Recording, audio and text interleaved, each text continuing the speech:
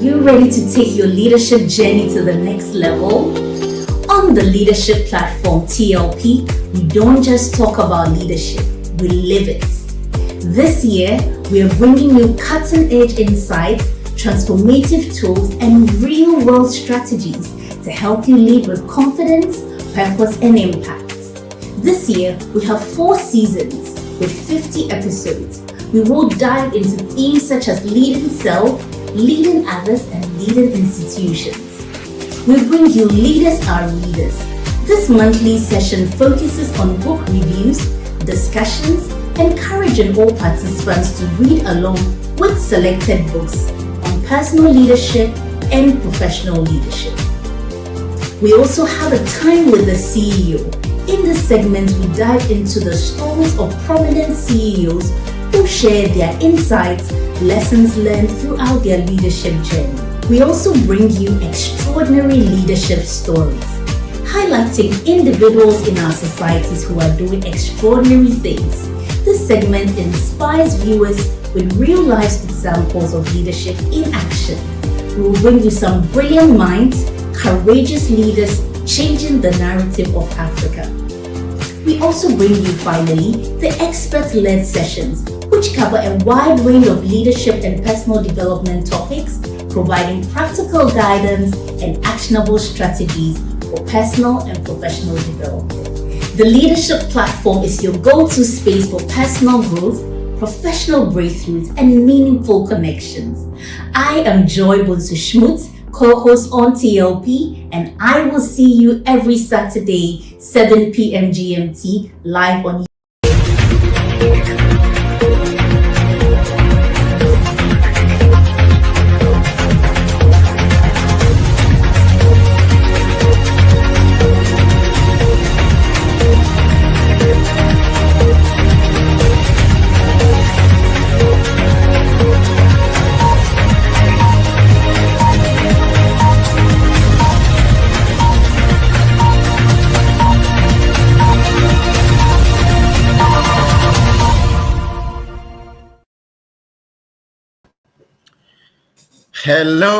Hello. Good evening, everyone, and welcome to the Leadership Platform. My name is Samuel Eyim, and as always, I'm excited when it's 7 p.m. on Saturdays. Why? Because I get to meet all of you great minds willing to learn and to grow. I get to host here great leaders who will share their wealth of experience with us. So this evening, you are welcome to the Leadership Platform. Please invite your friends to join the Leadership Platform. If you're connected on Facebook, on LinkedIn, on YouTube, or any of our platforms, if you're connected, please introduce yourself. Let's know, have your name, where you're connecting from, and it will be our pleasure and honor to introduce you to the whole wide world that you are here on the Leadership Platform. We encourage you to share the link with your friends, with your colleagues, with your church members, with your bosses, and your team members. Invite them to the table because we are going to learn and we are going to grow. You don't want to miss it. You don't want any of your team members to meet today's session because it's a very, very important subject. And the subject is on emotional intelligence. We are going to have a discussion with one of my big, great friends and great leaders who is doing great things on our continent and trying to develop other leaders on the continent. So please go ahead, introduce yourself. Let me see who is in the room. I know that the CTL Africa team is in the room. Sarah is here. She will join us shortly. Gideon and the rest of the team are also here. Vivian is busy coordinating everything around here. The other members are also around. So I know they are here. Now, I also see Jeremiah. Jesse is here. Great, Jeremiah. You are welcome to the Leadership Platform. Let's know where you're connecting from. Then I have, I think this is Girl Dad Cooking Up or something. Well, please, let's have your name. Jeremiah is connecting from Tamale, so we know that. Thank you so very much. Mercy Esiama is connecting from Kent. Right, so I think Mercy connecting from Kent is here. Mercy, you are very welcome to the leadership platform. I have Jimmy from Wales. Oh, all the English people are here. Thank you so very much, Jimmy, for connecting. Jacob joining from Kumasi. Great to have you. All right, so get that cooking up. Okay, cooking up. And he says, my name is Gedad Cooking Up Deliciousness, joining from South Carolina. Wow. The name is itself delicious. Good. Olivia Okine is here. Says, good evening, team. Great. So we know people are in the room. We also know that many of you who join don't introduce yourself. We understand that. So just stay cool and connect with us as we prepare to start the show this evening. Now, Sarah will join me, as I said, because we're going to have a discussion with our friend here. And as we announced, Daniel Goleman is the guru of leadership. He says, when you combine the power of IQ and EQ, you have a potent cocktail of success. For a very long time in our schools, we have focused on the intelligence, the cognitive intelligence, the IQ. And some of us were beaten when we had mental in class, and they put a cane at our back and they will ask you 4 times 4 times 4 times 14. And you have to give the answer in split seconds. And if you failed, you were whipped. When I was in primary school, primary 2, I had the privilege of being able to answer some of those questions. So they will invite me to primary 3. By the time I'll get to the class, there'll be so many people standing up. What that meant is that they've been asked questions they could not answer. Then the teacher will ask me a question, and then I'll answer. Then they will give the cane to me, and my job was to cane everybody standing up. Can you imagine? I was a very smallish, stylish little boy, and sometimes some of the people I have to cane were stronger than me. Each time I have to cane them, once the school bell rings for closing, I have to find the fastest way out of the campus because I will have beatings on the way. Those beatings are outside of the class, so you can't report them back. But that was, the focus was on cognitive intelligence, IQ, thinking on your feet, ability to answer questions, complex mathematical questions. And then we said you were very intelligent.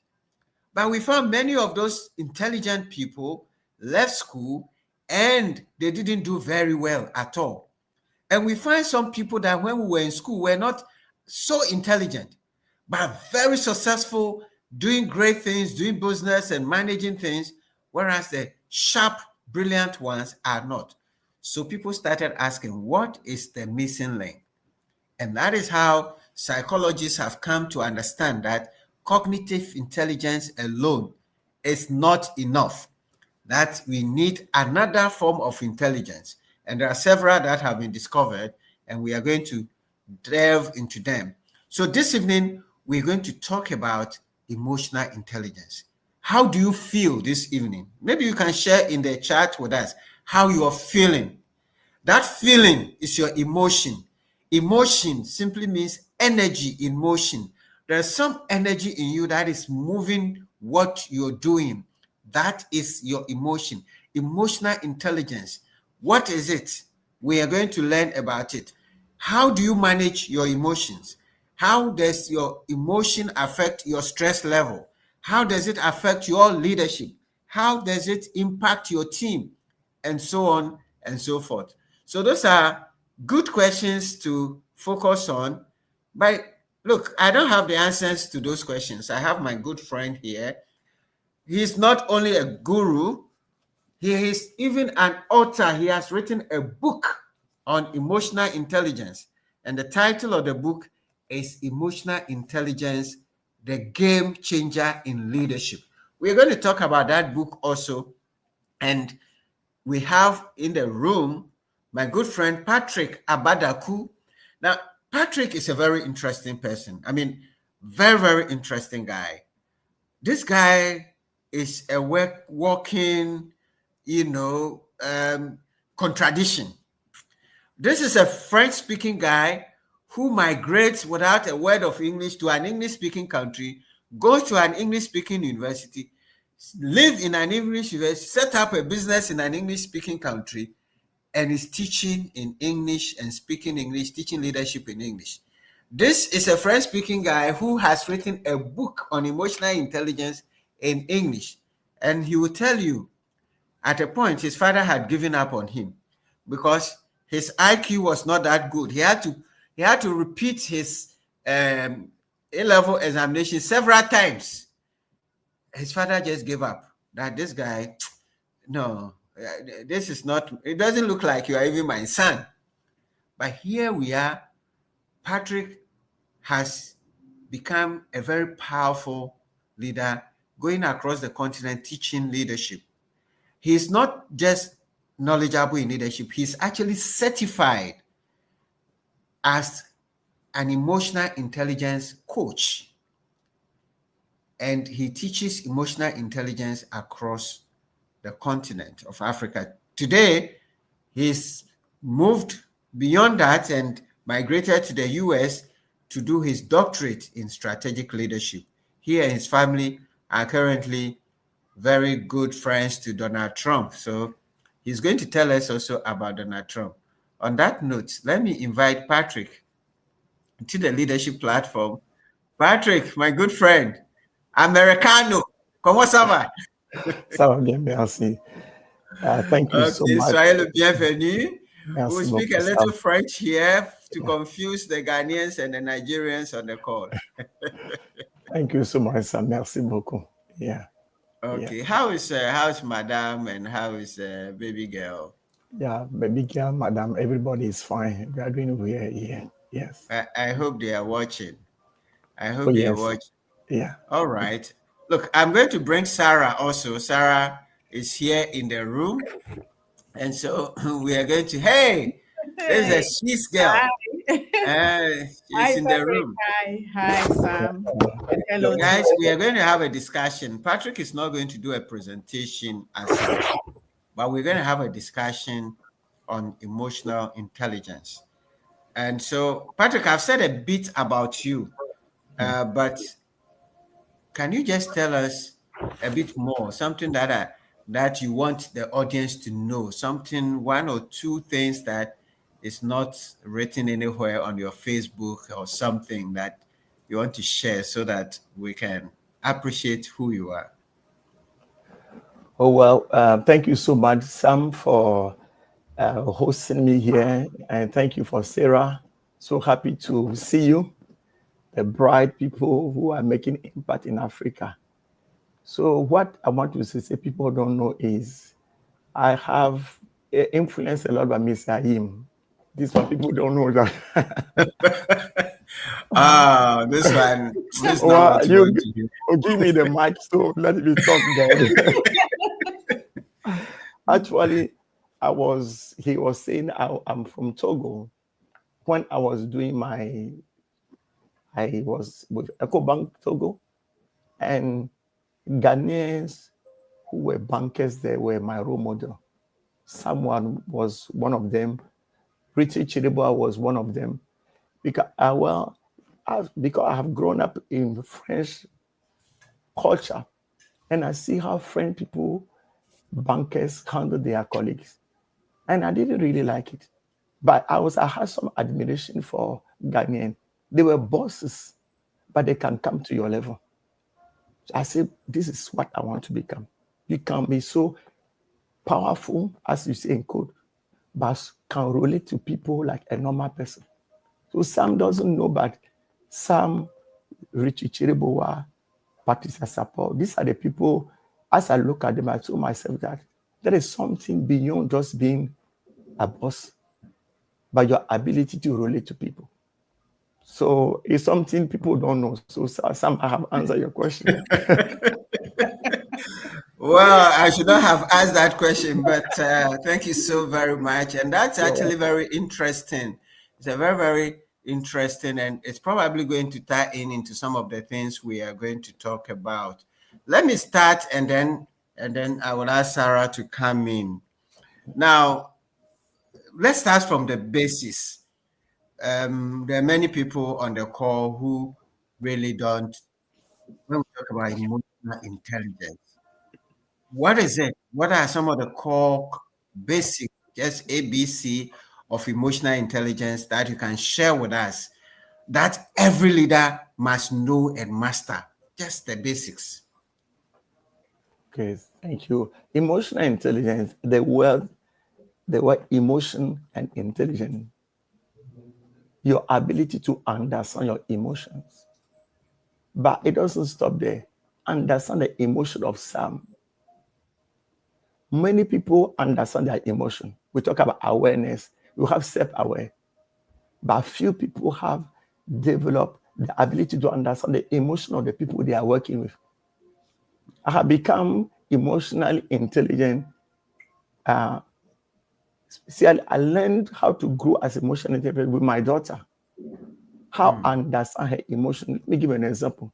Last time I went to pick her in school, and she said, I don't like when you come to school, you're on phone. And so I wanted to understand why. She wanted my attention. The whole day she was with her friend. Her father is at school. I want your attention. I want you to be present. My ability to understand my emotion and understand the emotion of my daughter to say, Daddy, when you are there, I want to have you full. It spoke to me a lot. Some years back, I would say, what do you mean? But because I learned about emotional intelligence, I said, this is an opportunity to be present for this daughter, because very soon, that time, I won't have it again. So my ability to understand my emotions as a father, understand the emotion of my daughter, so that we can live a very peaceful relationship. This is what I would call emotional intelligence. And for me, emotional intelligence is not, when we talk about leadership starts from home. The best person who can say I'm an emotional intelligent person is my wife and my daughter. How do I manage anger? How do I manage when I'm frustrated? How do I manage stress? If they say I manage it well, I understand myself, I understand them, then I am an emotional intelligent person. And I can carry this one to the workplace or whatever I am as a leader. Wow. Wow, Beautiful. wow. Beautiful. Beautiful. Go ahead, Sarah. Yeah. So, Patrick, definitely. I would like to, anyway, thank you for coming on this, what I say, this evening, coming on this evening with us. And we know you're a busy person, but you have taken the time. One thing I'm holding against you is that since you wrote the book, I still haven't gotten my my copy. So you have to sign it so I can get my Sarah, copy. you just have to come to Accra, you get a copy. Or if you, I have it on ebook, but I want a hard copy. Okay. Patrick, what I wanted to find out from you is what's the story behind this book? And what inspired you to write about emotional intelligence, the game changer in leadership? And now you've even said that in leadership, it's not only limited to the professional side, but to the family life as well, personal life. So leadership is across the whole human experience. What inspired you? what inspired me, as Sam said, when we were growing up, I was not a very brilliant student. And my father, he was an engineer, a mining engineer, and a seasoned banker. So in my family, the language we understand is you have a high IQ and you do well. So against my father's expectation, I was not doing too well. He was so disappointed. And I took the pleasure to count how many times I failed in school. 7 times, 7 years repeating. And my father was so, he could, in his dictionary, you cannot fail. You cannot go to school, say, I have not done well. I hear he has his son who was not doing well. So through that frustration, I came to ask myself, it is only the people who are intellectually, some talk about cognitive, who will make it in life. I was saying I grew up in the French system. And I moved from the French system to the English system. Here I came to Ghana. I got admitted at the university. Somebody was failing in school.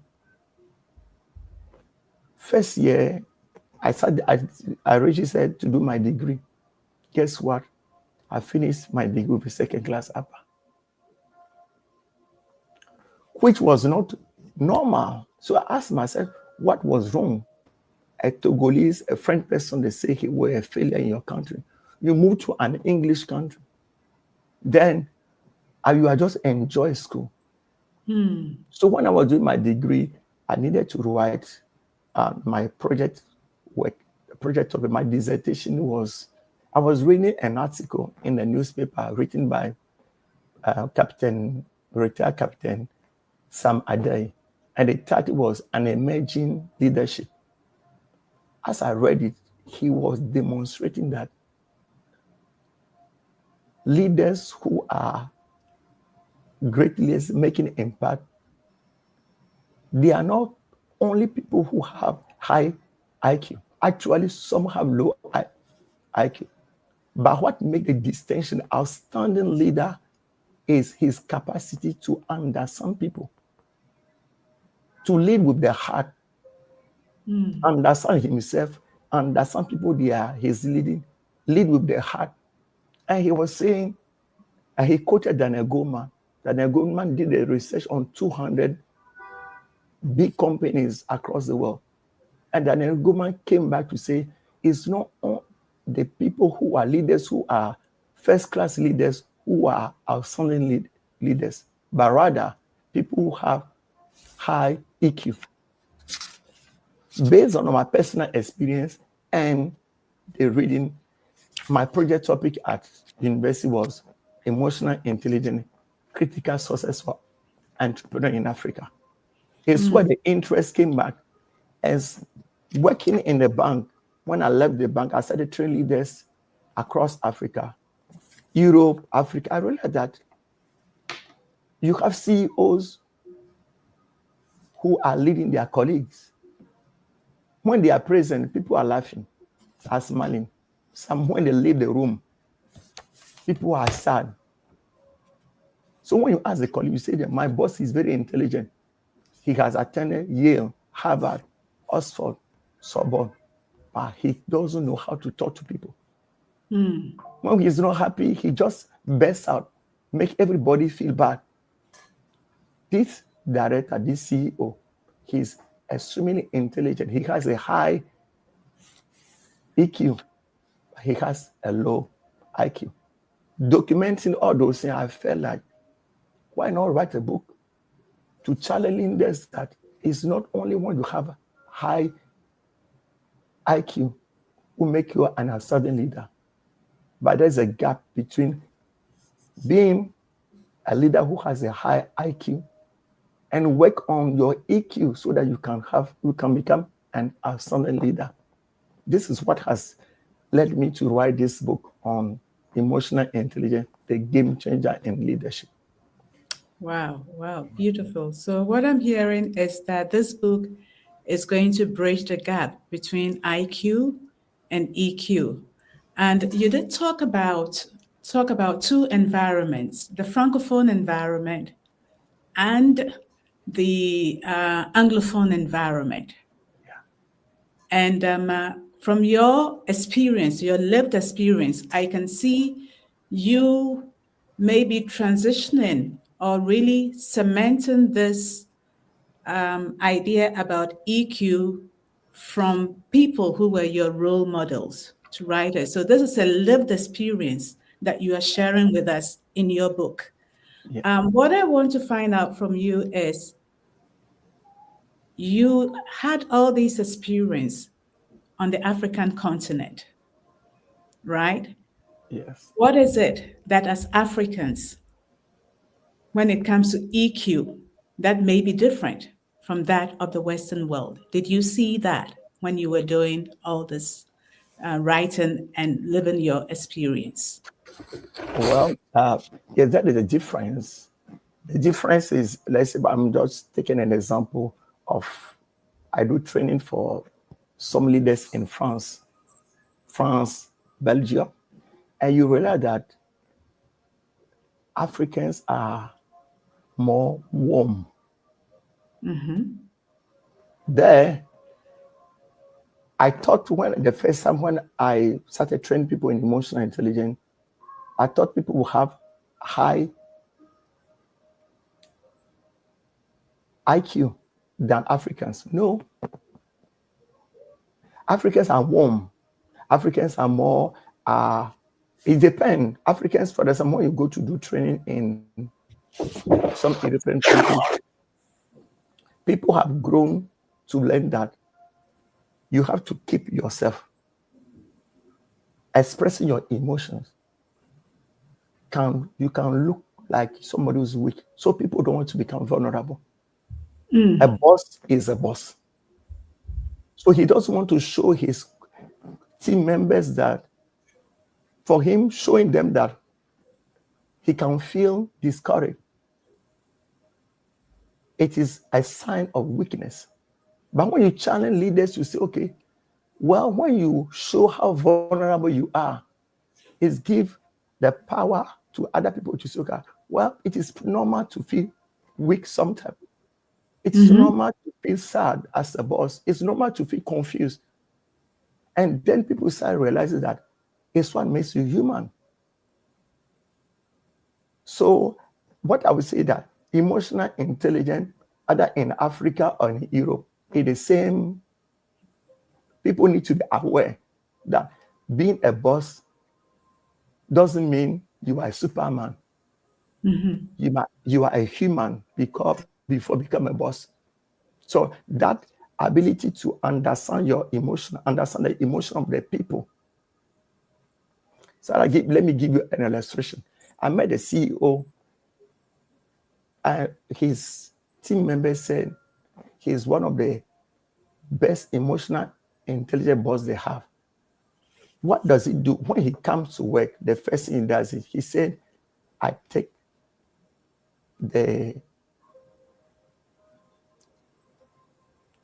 my team members, I ask them, how do you feel? How was yesterday? How was family? They say, it takes me just 30 minutes to do round. When you chat with the director, he say, I feel so appreciated. This man who is a MD, he come to ask me, how do I feel? How is my family? The woman said, I feel so valued. And she said, the MD we had previously, as soon as he comes to work, he's in his office. He said, when he calls, you know that he's going to shout at you. And now we have a CEO who knows how to understand his emotion, how to understand the emotion of the team member. And that CEO say what? He say, Patrick, when I take like less than 30 minutes to do this, I know who to give sensitive information. If I ask my director, is a woman who tell me that last night we couldn't sleep because my son, my daughter was at the hospital, I know how to handle that person. So that CEO, he's emotional intelligent. He understands his emotion. He tries to understand the emotion of his team members so that they can have a wonderful culture. And that company, a lady told me, she's a lawyer. Say, I had opportunity to work with other companies. But because of my boss, emotional intelligent, I don't want to go anywhere. So these are the example to show that a CEO who understands emotions, a CEO who doesn't understand his emotion, and the impact it's having on his team members. Thank you. Okay. Sarah, as you were asking that question, I was just looking into your book, and I read. He says EQ is the ability to identify and understand your emotions and express them effectively. An emotionally intelligent person demonstrates self-awareness, appreciate the worth of people in their ecosystem, and also exhibits the ability to make sound judgments and decisions. Yeah. Openness and honesty about mistakes and shortfalls are also hallmarks of emotionally intelligent people. Additionally, they possess the ability to handle emotions in very trying situations and handle stress effectively. Emotionally intelligent people recognize and reward achievement as well. Now, I mean, as I was reading, this looks like, a summary of what you're saying. Guys, I want you to get a book and read it because there's so much nuggets in it. Now, my question following from this, and since we are talking about leaders, is this: how does this self-awareness, this emotional intelligence, influence the way leaders make decisions and interact with their team? How does it affect their decision-making process, and how does it affect the team, and so on? Thank you so much. Self-awareness means you are aware of your weaknesses. You are not aware of your strength. And self-awareness helps you to know your emotional triggers. For example, what makes you sad? What makes you angry? Let me give you an example. I like illustration. When I know my self-awareness level shows me that when I am tired, I need to watch my emotions. I am extremely tired. I can be really irritable. So I watch what I say. I watch how I behave. This is self-awareness. Self-awareness as a leader help you to know that today I didn't sleep well. So in my decisions, if I am irritable, I'm not happy, I need to be careful what I say. If you don't have self-awareness, when you are angry, because you are angry, you will say how you feel it. But how does that anger affect the people you work with? Let me give you another example. I was doing a training for a company. In that company, they decided that the central bank decided to, promote the the people from the country. So when you are the MG, you are an expert, they want the expert to go so that the national to take over. There was a finance director, a very skillful gentleman, so competent. But his challenge was anger. They say when you are the ESCOM, he gets angry. The MG say, he said, I am the MG. Looks like I'm his employee. So there was a decision made to say, okay, we want somebody to take over. This gentleman was supposed to take over. But the HR director and MG in front of him, you say, no. We can never give him that position. The MG say, he is not an MG. See the way he behave. The day we become MG, he said, everybody will die here. No, I'm being honest. They say they are going to coach him. Because of his lack of self-awareness, they were obliged to bring another expert. So his lack of self-awareness was affecting the team. Productivity, people are afraid of him. They can't tell him what they think. Because anytime you share your point of view, he's not happy. So you see how self-awareness is linked to performance. A leader who is self-aware will know how to motivate his team members. A self-awareness person is somebody who is vulnerable, somebody who is, as we say, somebody who recognizes his mistake. This gentleman, for example, because he's good in his stuff, as you say, he doesn't recognize his colleagues say he will never admit his mistake because he lacks self-awareness. The fact that you say I'm wrong doesn't make you a lower leader, but rather give opportunity to see people that he's so humble, he accepts his mistake. So how self-aware you are, help your team members to become open, to be engaged. Yeah, great. Wonderful, Patrick. So you've touched upon vulnerability. You've talked about self-awareness. You've talked about emotions. I mean, that is the subject on which we are discussing today. And in your book, you talk about the inner work. Taking, for example, this managing director, what do you call it? Aspirant that was supposed to take over, but because of his anger issues, you said there is need for healing anger and faith. So I'd like you to talk to us a little bit more about how, as a leader, you can heal this anger or negative emotions that really hinder your advancement to become a leader. Because you said that anger, bitterness, and emotional wounds in leaders, and it is important that leaders really heal. And this is part of the book, the work that you have done in your book. Talk to us a little bit about that. Emotional healing. First of all, we need to know what produces anger. I like giving you an example. We're doing a training. A gentleman said something. He said, when I was 5, my father and mother were arguing. He said, my father was a teacher. He said, one day, he said, I was 5. I was looking at, and my mother was engaging my father in discussion. She was talking to my father. And my father, because he was a teacher, he was marking the student copies. So my father realized that the argument is becoming a heat argument. He didn't want to talk. He said, the gentleman said, I was looking at my mother, and suddenly my mother got up and she just collected the papers from my father and threw them away. The gentleman said, that day I knew that it was the end for my mother. He said, I saw my dad when collect the papers. He came back to sit down. He continued to mark the papers.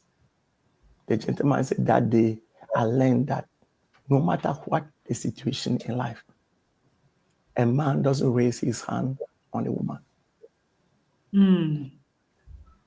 But you see, the gentleman will say, if I have seen my father raising his hand on my mother that day, maybe it will inform me that when there is argument, you use violence. Sometimes you ask your people, is what somebody has seen growing up can inform how he behaves. So that person must learn how to do things differently. When we say emotional intelligence is, I can get angry, shout at people. Have I expressed anger? Yes. But was it intelligent? No. So when we talk about anger, we talk about bitterness, we talk about revenge. When you, the leader, you realize that if I don't manage this very well, it will destroy me.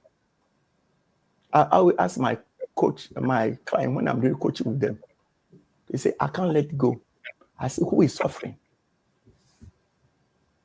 As soon as the person realizes that the emotion is destroying my life, the person decides to let go. So when we talk about anger, I say, what makes you angry?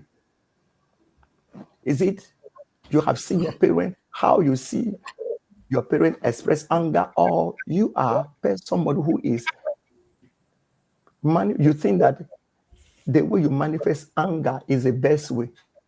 How could you express your anger but in a very intelligent way? 1, 2, bitterness. I always tell my client that I say the people you are bitter against, you will die, they will come and bury you. Which is the reality. Because bitterness has a power to eat you up. I meet CEOs, MDs, they are in their suit, but they are bitter. I told them, be careful, because bitterness has bitterness is a silent killer. When somebody has, let's say, it's drinking poison and expecting somebody to die. Exactly. you have, you see, so you challenge leaders that if there is something you need to let go, it's bitterness. Is this negative emotion? How could you let it go? What do you tell yourself when you are angry? Okay, so Patrick, I'm just curious. So if I have noticed this about myself, yes, you are a coach. Do I go to a coach, or do I go to a therapist, or do I go to an emotional intelligence expert? What is the first step for me to address this? What do I do? Because it would be great for our listeners to know that step one, I have seen this in me. How can I address it? Okay, the first step, as I say, is being aware. Ask yourself, why am I angry? Why am I bitter? What is the cause? Now seek help.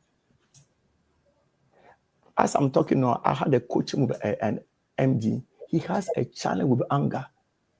But you see, he had just learned how to handle her anger. So after 3 months, his colleague, he said, my colleague are surprised that what makes me angry, I just stop. Because he said, when I'm angry, I told myself that when I open my mouth, whatever I say, I can't call it back. So he had developed ways to handle anger. He said, I leave the place. Or I told myself that you can keep this. When you are calm, you can talk. So the first step is to be aware. What is the source? What provokes anger? The second is seek help. An emotional intelligence coach, somebody who can, you feel, share how you feel about the issue. Or read books. There are books, there are coach. And I listened to a woman, she called Dr. Lips. She's a South African. I follow her a lot. She suggests ways people can manage anger, for example. One of the ways is we have natural ways. Maybe when you feel angry, exercise, for example.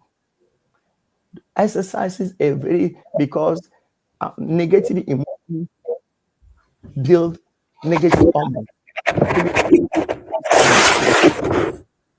How to get rid of this? By exercising, by learning to be calm. There are ways, natural ways, to express this negative emotion. After you have done this, if you have opportunity to seek for help from a coach, that is the best, you see, or a therapist, that is best, you see. But what we say is, don't be ashamed of being angry. Don't be ashamed. If you don't let it go, it has a power to destroy your life. So seek help. I don't know if I have answered your question, Sarah. You have. Yeah, you have. I'll hand over to you. Great ideas and great thoughts there. We're all human. Don't be ashamed. Seek help and do a few things. Now, Patrick, I just want to follow up briefly on that. I mean, and to bring it in the context of conflict management. Can you share, you like giving us examples of how emotionally intelligent leaders can handle conflict differently from others? How does being emotionally intelligent help us in conflict situations and so forth. And by the way, as we were talking, there was a question. And guys, you can start putting your questions in the chat. I mean, there's just a small question around this where her ladyship is asking, now, a driver goes, he says, how should one address a situation where a driver sits in the car before the boss arrives? Is it appropriate to expect the boss to greet the driver in the vehicle? I mean, this is so. I mean, I'm just looking at different conflict situations that we find ourselves in organizations, at homes, and leaders have to navigate. How does emotional intelligence help in conflict resolution? Well, somebody who is emotionally intelligent, as we say, is self-aware. Mm-hmm. And he is aware of other people he's working with. So just let's see the body language. You are the meeting, the board meeting. You say something as MD, you see that one of the directors, the person facial expression change.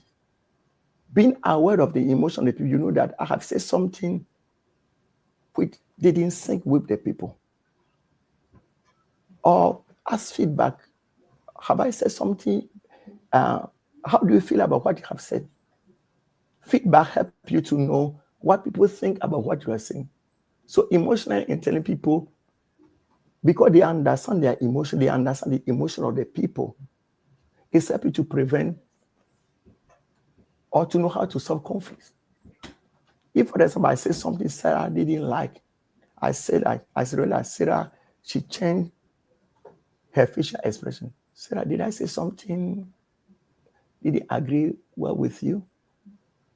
He said, yeah, Patrick, this one, it looks like the tone of your voice, I didn't like it. Your ability to engage people is critical in emotional intelligence, and your ability to admit mistakes. I like the example you gave right now. It is the boss who will say hi to the driver. What does it cost? For me, it doesn't matter who will say hi first. So if you want the driver to learn to say hi, teach him the lesson. Mm-hmm. I mean, we say leadership, be the first to give the example. So you teach people how, the way you want people to behave like that. So in conflict resolution, you anticipate conflict. Conflict is good, but how could we anticipate conflict? In your organization, for example, we call something emotional reasoning. It's how do you use facts and emotion to take a decision as a leader. Engaging people, communication, help you to know how to manage conflict, asking feedback, admitting your mistake, and also as a leader, accept to be vulnerable. I realized that in Africa, certain is that the boss is also right. No, the boss is not always right. The boss can be wrong, and the boss might accept when he's wrong. That, oh, guys, I missed it here. I'm sorry, teams. So all this, when you are a leader, you create this atmosphere where people.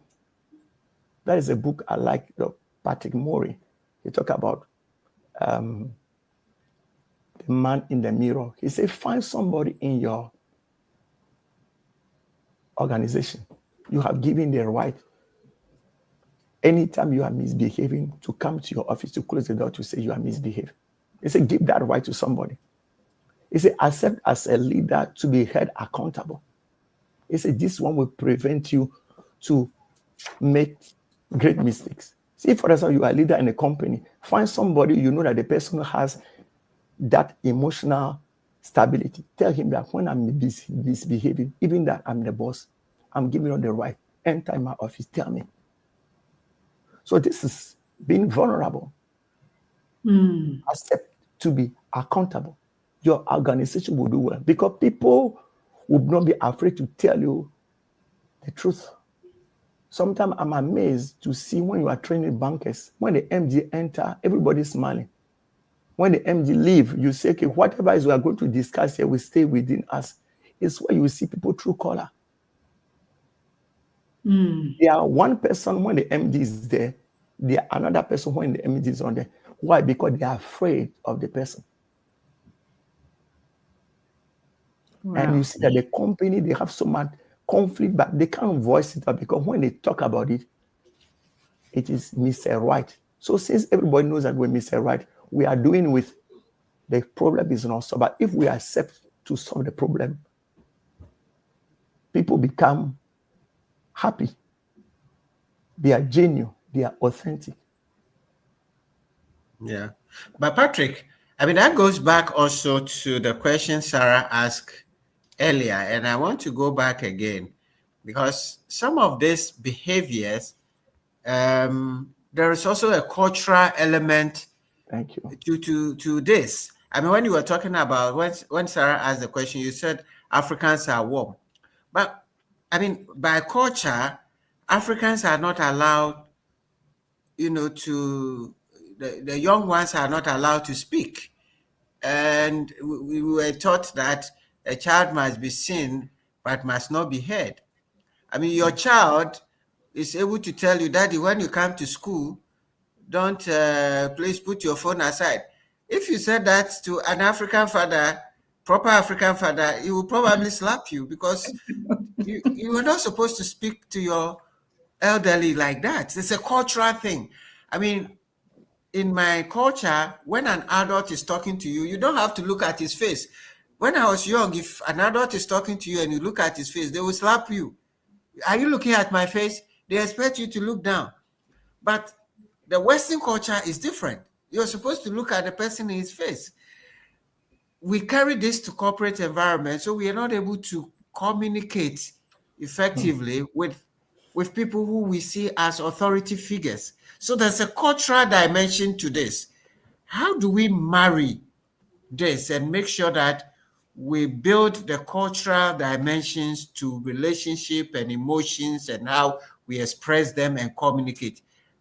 In your work, how does this fit in? And I guess Sarah asked that question, but Okay. I want you to throw some more light on that. Yeah, even before Patrick answers that, I'm just looking at this question that her ladyship has posed. Yes. Culturally, and the protocol for a driver is to be outside and allow the boss to sit in before he sits in.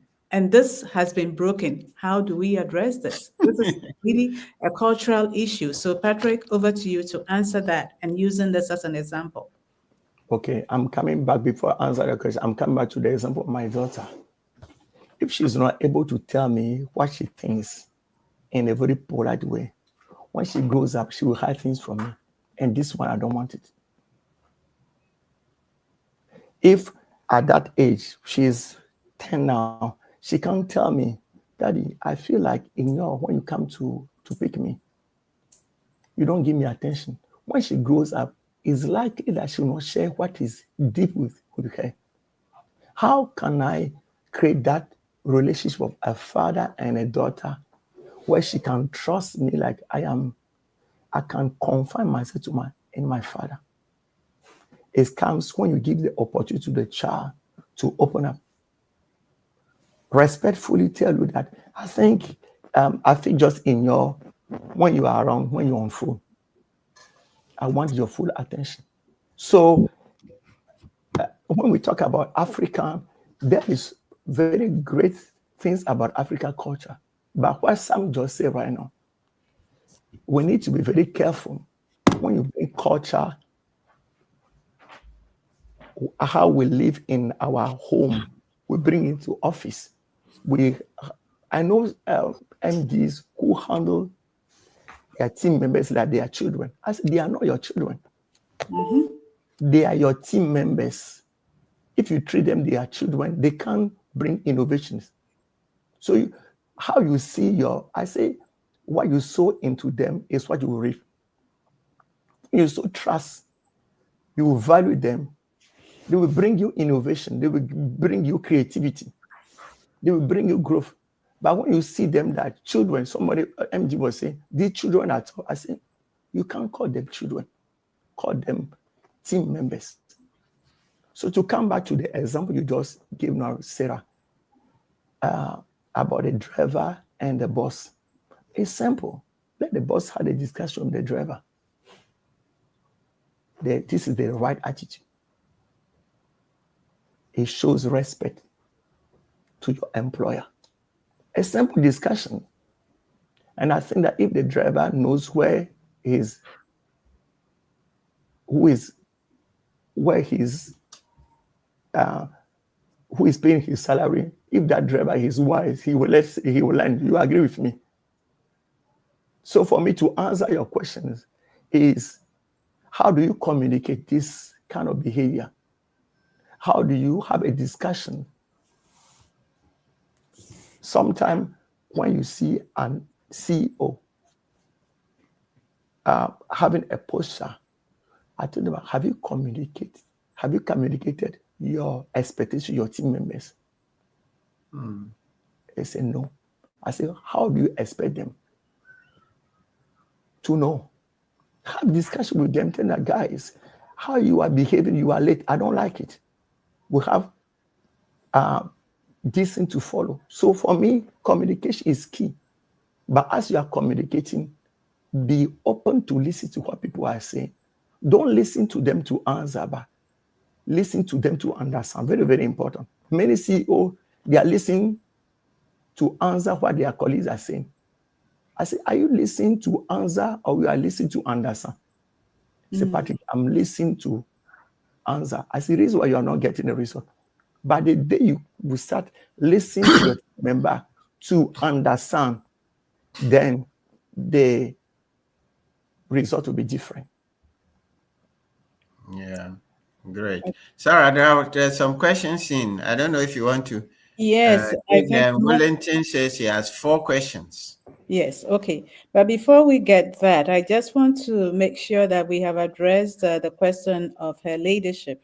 And I have a few questions for her leadership when it comes to this situation that she's put in the comment section. Number one, I just wanted to find out from her, is that what the driver has been doing consistently, or is this the first time? But I think Patrick was saying that it requires is communication. Exactly. Have you communicated the expectation? Yes. And if you have, then you have to have a discussion. Exactly. And tell the person, this is how I expect you to behave. And as he said, if the driver knows where his salary is coming from, he will behave. So basically, you see, and like she said, she considered this as disrespectful.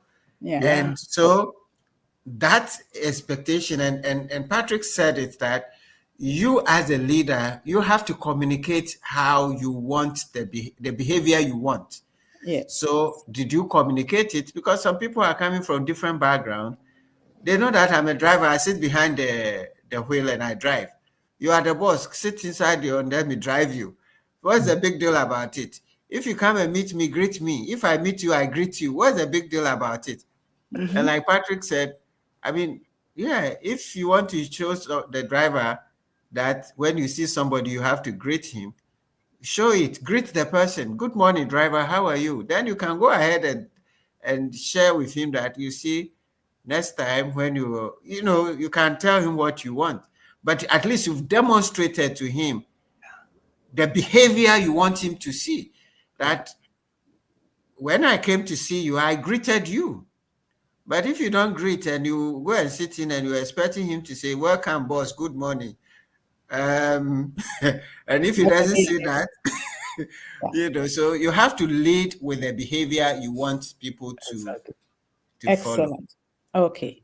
Yeah. Perfect. So let's see the 4 questions that we have. Number 1, it says emotions are often described as transient experiences. If they are so fleeting, why does emotional intelligence place such strong emphasis on them? Number 2, I said, shouldn't logical and rational thinking be prioritized instead? What is your perspective on this balance? Patrick, I'll leave you to answer this before we go to the second one. Yeah. Okay, thank you. Let me take the second one first. Okay, Second one, all right. No, actually, all that is one question. Eh? Okay, so What you read is one okay, question. so in the context of EI, how can individuals identify and leverage opportunities that are hidden within negative emotions, such as an anger, fear, or frustration? So that's the second question. Yeah, and the third one is, if a person expresses anger by shouting, how should, and he did not finish. So over to you, Okay. Patrick. We'll I come. think We'll come. Emmanuel will complete. so let me take the last one. Say, for example, you have a good, as a friend, people like champagne. You have a good bottle of champagne. The non-alcoholic one. Someone, I have a friend who say, Why the non-alcoholic? Yeah. Some people like the alcoholic. Because he's a pastor. Because he's a pastor. because personally, I don't take alcohol. So the person take the champagne, one of the best brand, shake the champagne, open it.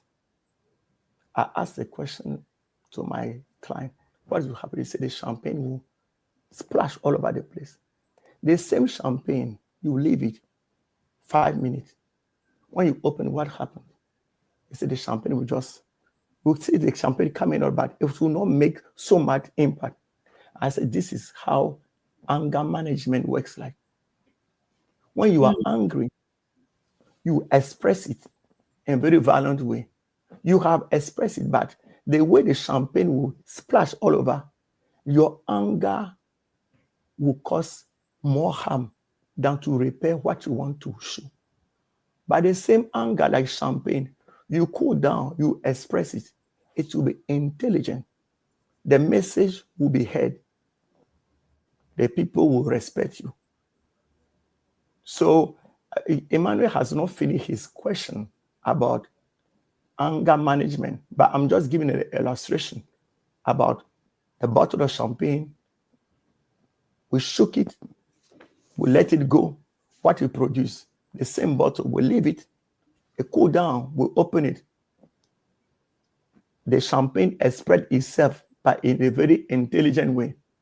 You shake it, the champagne express itself, but in a very unintelligent way. This is the power of anger management. Wow. Now, when we talk about the first questions, why we talk about your cognitive and emotions. Apart from experience, research have shown that leaders who are able to understand their emotions, who are not so extremely intelligent, are great leaders. The same research has shown that leaders are extremely intelligent, but because they have a low EQ, no one wants to work with them. And I have a formula I wrote in the book. Success is emotional intelligence plus emotional quotient. So I like people to measure. I say how intelligent you are. A finance guy, an architect. He say on a scale of 1 to 10, I say suppose that success is 20. Your EQ is 10. Your IQ is 10. I say assess yourself on a scale of 1 to 10. How do you assess yourself intelligently? He will say, I am 8, 9. Excellent. Now assess yourself on a scale of 1 to 10. How emotional and intelligent you are. 2, 3, 4. So 10 or 9 plus 4 is 13 over 20. It's a reason why you are not able to lead effectively. But somebody who knows that when he assesses himself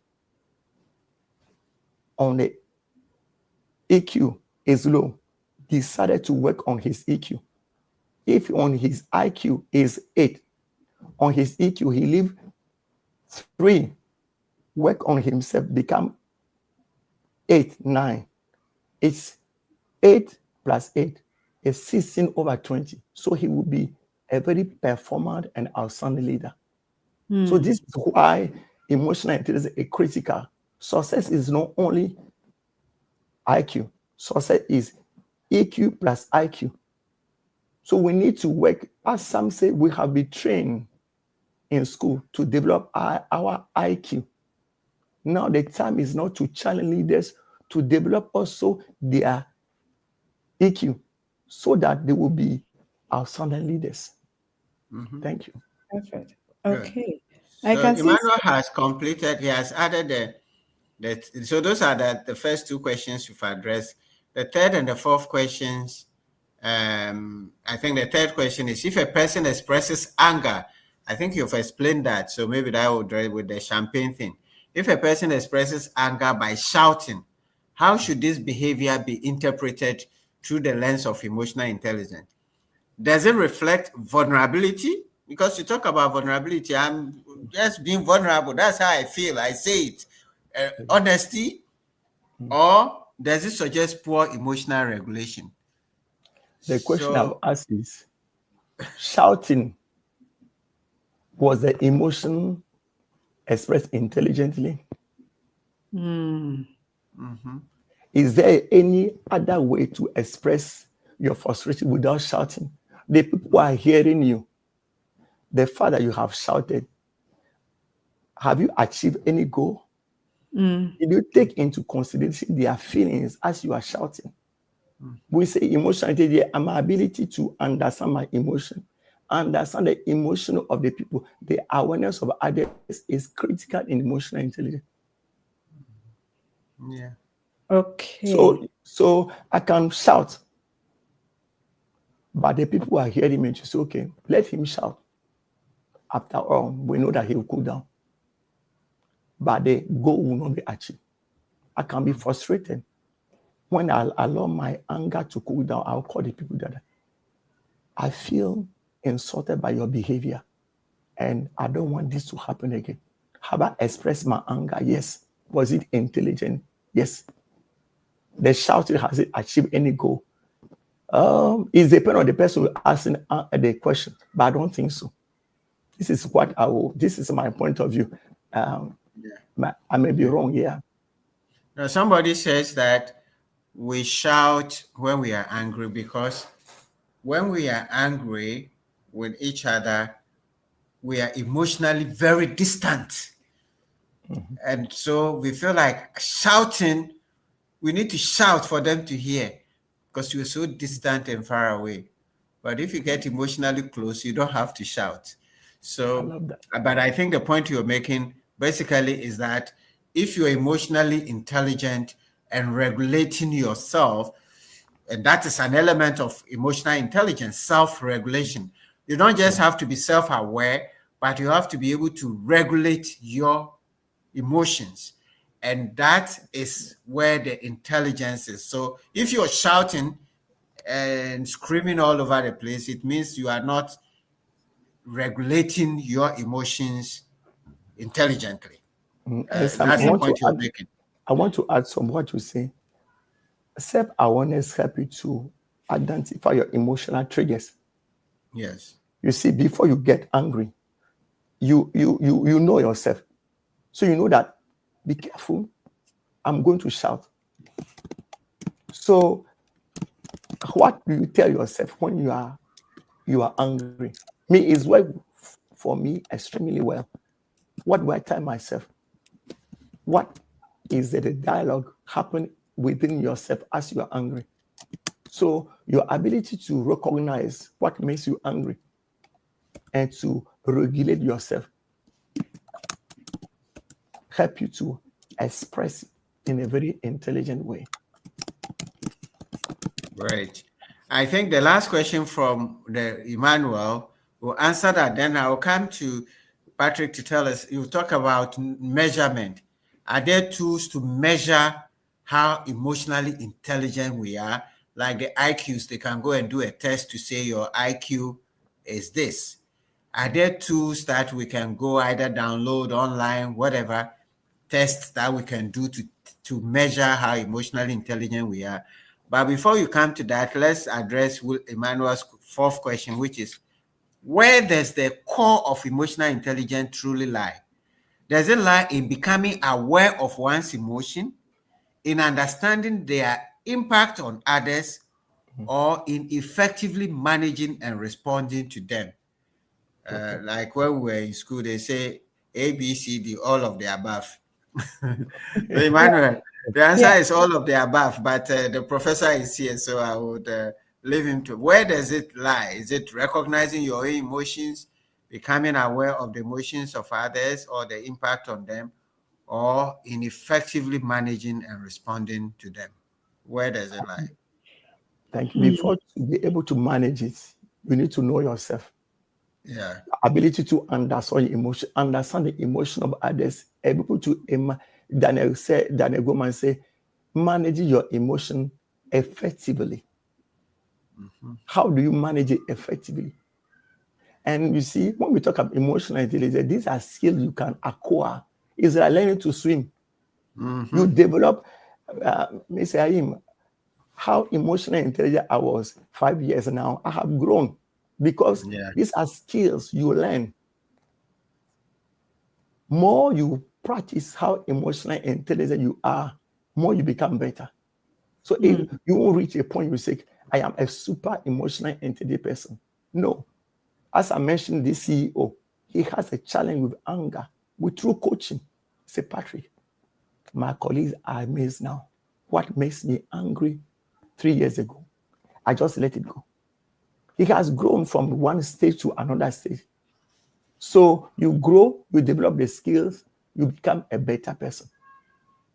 Now, to come to your question, there are tools. We use a tool we call it Genos. Genos has tools where we use this a lot with banks, corporate organizations, even individual.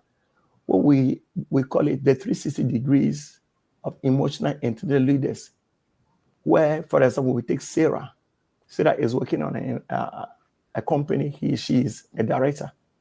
Sarah will be assessed by her CEO.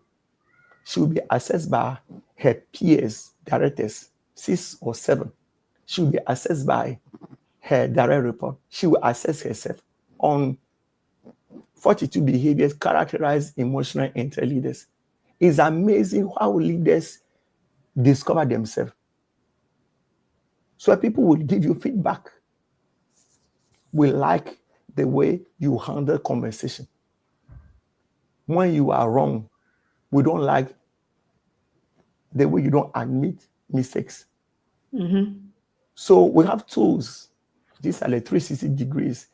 But apart from that, your families, ask your wife. If you want to be vulnerable, ask your wife, when I'm angry, what do you think about that? Or they will tell you the truth. Ask your children. They will tell you the truth, you see. People who are around you, I can say I am emotional intelligent, Sam. But if people around me say I am not, I am not. Yeah. So the feedback you receive about how emotional and we have components.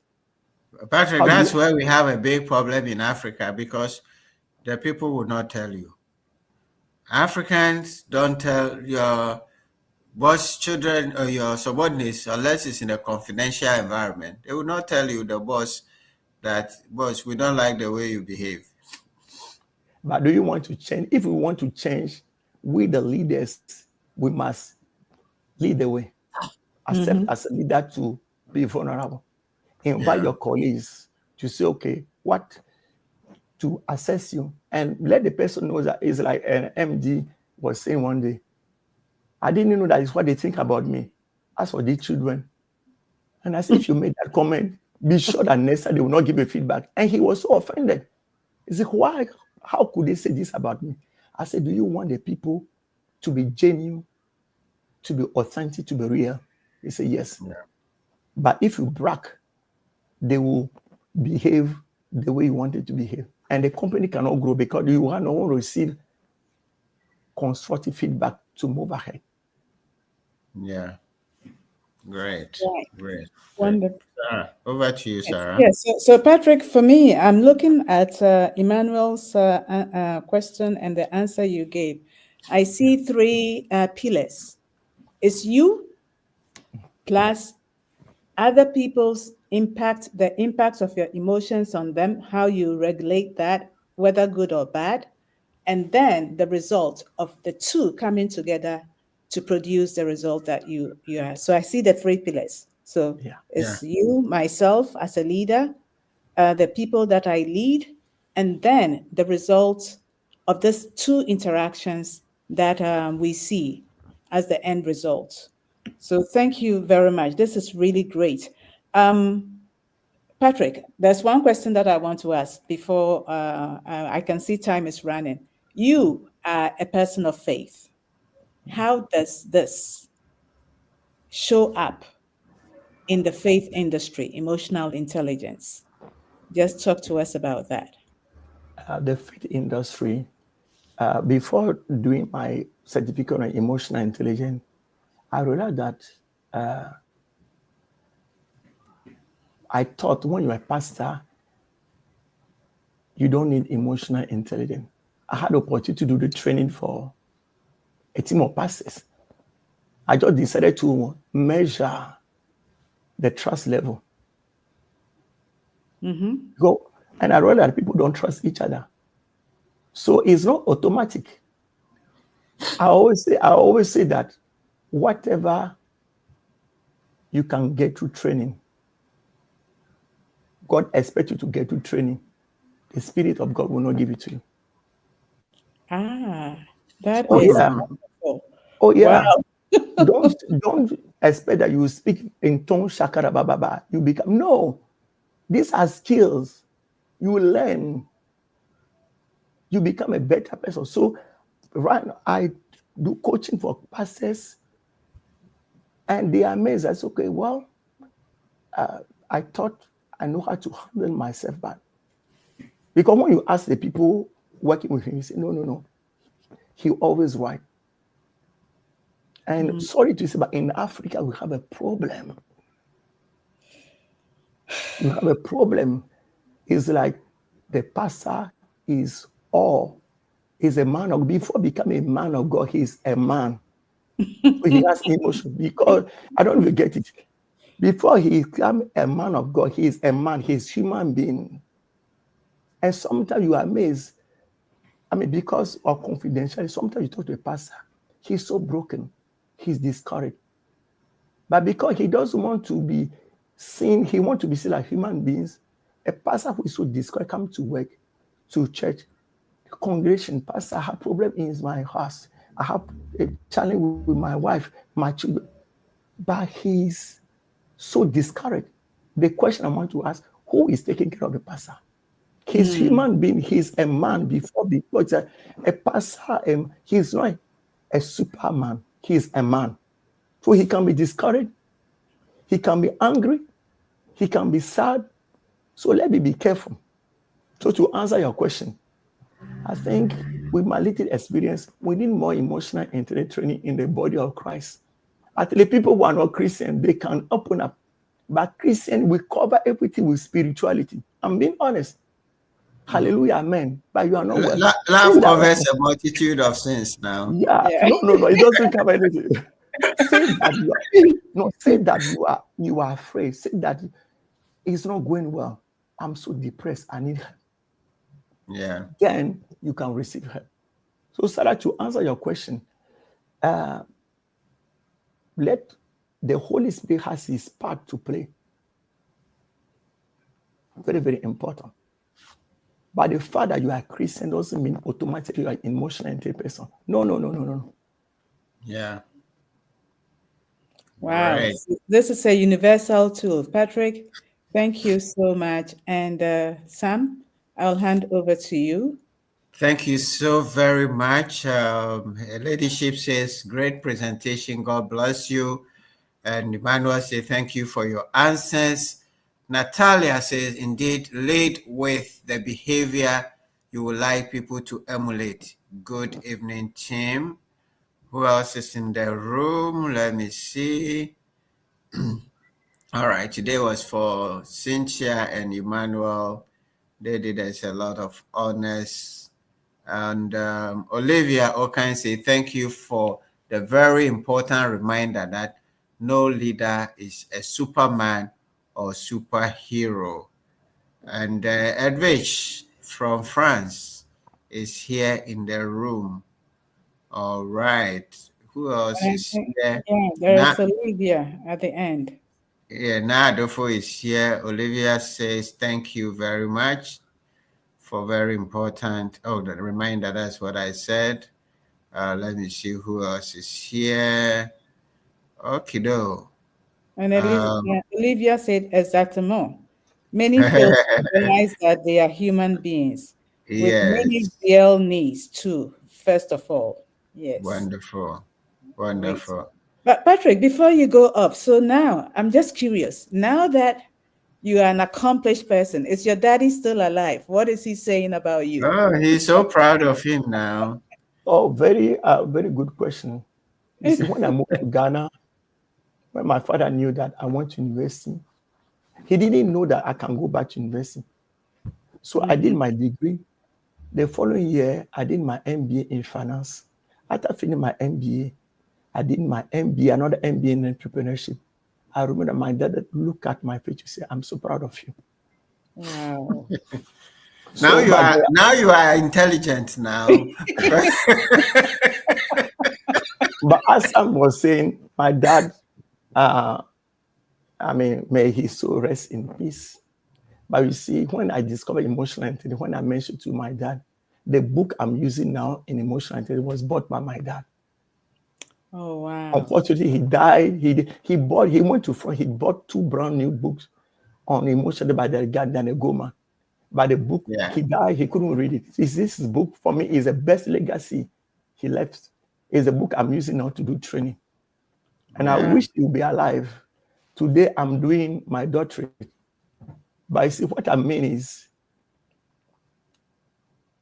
your failures, you can use your failures to package them, to sell them.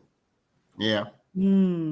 Whatever is a challenge in your life, you can allow your failure to destroy you or to become a source of income. Today, I'm coaching people how to handle failure, and they pay me in euros. Is not that good? Yeah. Yeah, wonderful. Make sure that some of the euros come my way. Oh, don't worry, you are close. So to close You that, too, you both of you should send me some of the euros. You are choppy euros. it is very, very important to see what we define as failure. I have one of my phrases in the book that is golden nugget in our failure.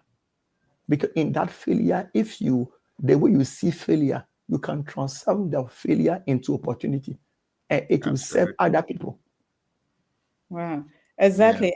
And you are just an example of what you went through. You've written a book. You're working with that as a tool to help leaders.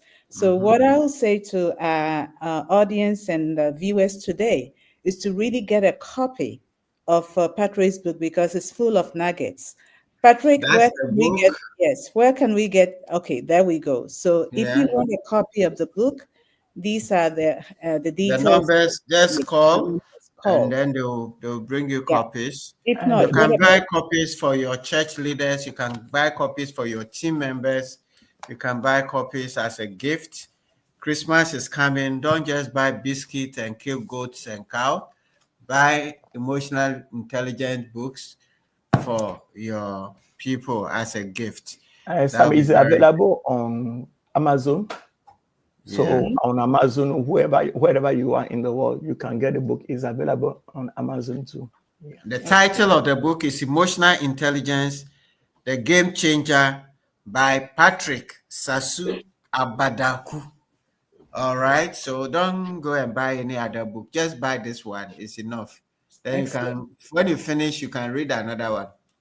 Perfect. And Patrick, one last question. When it comes, this is in English. Do we have the French version as well for the Francophones? Not yet. Or is it in the making? We are working on the, Okay. by God willing, by January we have French. Okay. We are planning to work to translate into Chinese and also into Spanish. These are the 4 languages: English, French, Chinese, and Spanish. Yeah. Excellent. Excellent. And do we have it also in audio format? Not audio yet. Yeah. Okay. Perfect. Because Pastor, we all learn differently. Some people are visual, some people are auditory. So just looking at that. It's been great, Sam. Over to you. And to Thank you Patrick. so very, very much, Patrick. What's your last word for us before you go? My last word is, first of all, I want to thank you so much for this opportunity. And you have impacted my life a lot, Sam. You don't want people to hear it, but since I have opportunity to say it, let me say it well. You impacted me by your leadership, your example. I'm not flattered. Your humility as a leader for me is great. And I want to challenge people in education. Let not wait people to grow before to teach them how to become emotional. Let this emotional concept be taught in school. If this can be done, children learn how to be emotionally intelligent. When they grow up, they'll become excellent people. So this is my heart. Educations at home. Let's embrace this culture of emotionally intelligent leader. I'm sure it will help the world a lot.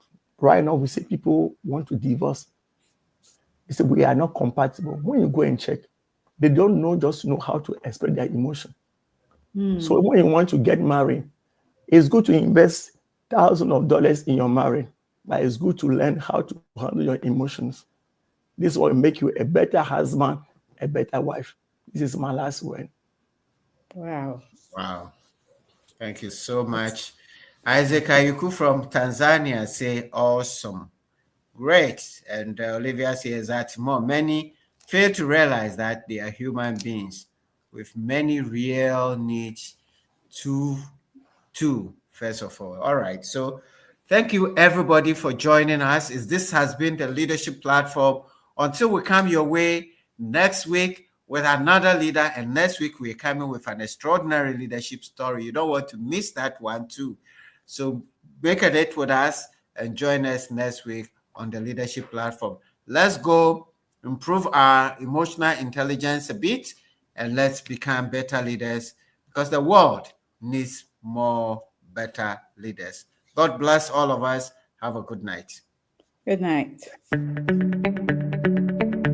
For over a decade, CTL Africa Leadership has been more than a service provider. We are your dedicated partner in leadership growth, specializing in leadership development, corporate governance, strategy, culture, change management, and customer service. We focus on relational skills and personal growth essentials for effective and sustainable leadership. Our approach blends masterclasses, mastermind groups, gamified learning, and executive coaching to create impactful and engaging programs. Introducing our 2025 Corporate Development Catalog. For all heads of organizations and HR leaders, call us now to request your copy today and take your organization to the next level in 2025.